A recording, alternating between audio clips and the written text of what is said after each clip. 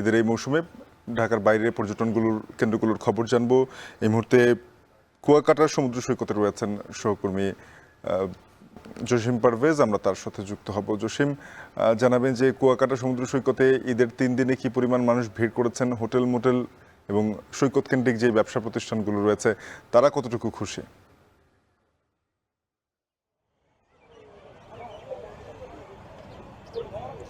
শাফিন, এক কথা বলা যায় যে ঈদ আনন্দ শেষে এখন বিনোদন কেন্দ্রে মানুষের ঢল নেমেছে।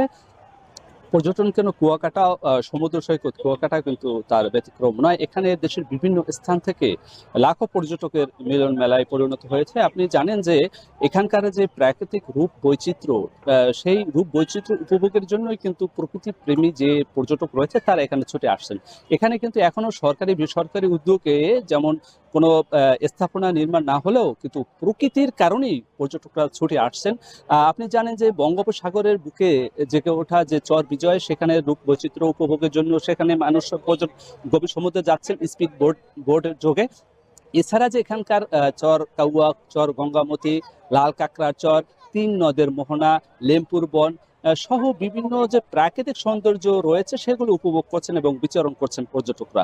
একই সঙ্গে যে এখানকার আদিবাসী রাখাইনদের যে স্থাপনা রয়েছে এবং তাদের ইতিহাস ঐতিহ্যের যে ধারক যে সব স্থাপনা রয়েছে সেগুলো কিন্তু উপভোগ করছে এবং বিচরণ করছেন। একসাথেই যে এখন কিন্তু আমাবস্যার কিছুটা জোয়ারের প্রভাব রয়েছে, সাগর কিছুটা উত্তাল রয়েছে। সেই কুয়াকাটা আসা পর্যটকরা তারা কিন্তু উত্তাল সাগরের ঢেউয়ের সঙ্গে তারা মিতালি তৈরি করে স্নান করে নিচ্ছেন। এছাড়া যে এখানকার সৈকত কেন্দ্রিক যে সকল ব্যবসা বাণিজ্য রয়েছে সকল ব্যবসা বাণিজ্যে বেচা বিক্রি বেড়েছে এবং এখানকার যে 2 শতাধিক হোটেল মোটেল রিসোর্ট রয়েছে সে সকল হোটেল মোটেল রিসোর্টের 95 থেকে 100% বুকিং হয়েছে, এমনটি নিশ্চিত করেছে এখানকার ব্যবসায়ীরা। এক কথা বলা যায় যে পর্যটন কেন্দ্রকে কেন্দ্র করে পর্যটন নগরী একদম বাণিজ্যিক নগরীতে পরিণত হয়েছে এবং বিনোদন কেন্দ্রের যেমন কেন্দ্রস্থলে পরিণত হয়েছে কুয়াকাটা সমুদ্র সৈকত। এখানে যে আগত পর্যটক তারা আমাদেরকে নিশ্চিত করেছে যে এখানকার যে খাবার মান সেটি নিয়ে প্রশ্ন তুলেছেন, কেননা এখানে যে দামের তুলনায় খাবারের মানটা অনেকটাই নগণ্য, এমনটি অভিযোগ তুলেছে এখানকার যে পর্যটকরা। এছাড়া যে পর্যটকদের নিরাপত্তা এবং সেবা নিশ্চিতে এখানকার টুরিস্ট পুলিশ, ফায়ার সার্ভিস, সেনাবাহিনী, র্যাব সহ অন্যান্য সদস্যরাও কিন্তু দায়িত্ব পালন করছেন।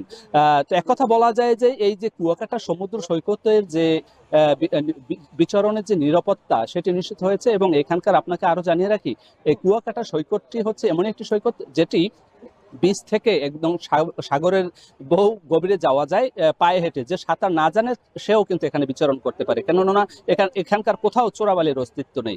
এক কথা বলা যায় যে পর্যটন নগরী কুয়াকাটা বাণিজ্যিকভাবে জমে উঠেছে, পর্যটকদের মিলন মেলায় পরিণত হয়েছে। এই ছিল আমার কাছে সবশেষ। শাফিক।